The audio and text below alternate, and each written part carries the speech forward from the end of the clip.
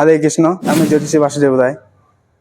আপনারা সবসময় শুনে থাকেন কোনো জ্যোতিষীর কাছে গেলে বা অ্যাস্ট্রোলজার কাছে গেলে যে আপনার মাঙ্গলিক দোষ রয়েছে। আপনার মাঙ্গলিক দোষ রয়েছে, আপনার বিবাহে অশান্তি হবে, বাড়িঘরে অশান্তি হবে, বিয়েতে দেরি বিলম্ব। আপনাদের যে কোনো জ্যোতিষী আসলে ভয় দেখিয়ে যায়। সত্যি কথা হলো, মাঙ্গলিক দোষ না মাঙ্গলিক যোগ? কি বললাম? মাঙ্গলিক দোষ না মাঙ্গলিক যোগ?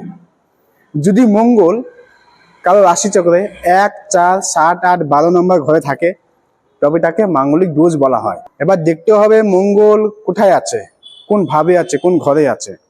যদি মঙ্গল নিজের ঘরে থাকে তো মাঙ্গলিক দোষটা কম হবে। এবার দেখুন সে মঙ্গলের উপর যদি শুভ বৃহস্পতি মানে জুপিটার তার দৃষ্টি থাকে তাহলে সেটা মাঙ্গলিক যোগে হয়ে গেল। মঙ্গল আমাদের কি দেয়? এনার্জি।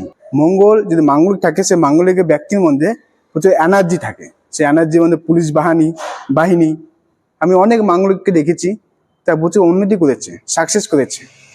তো মাঙ্গলিক দোষ নিয়ে ভয় পাবেন না। কোনো জ্যোতিষকে বলবেন এটা মাঙ্গলিক দোষ না মাঙ্গলিক যোগ। ঠিক আছে? রাধে রাধে।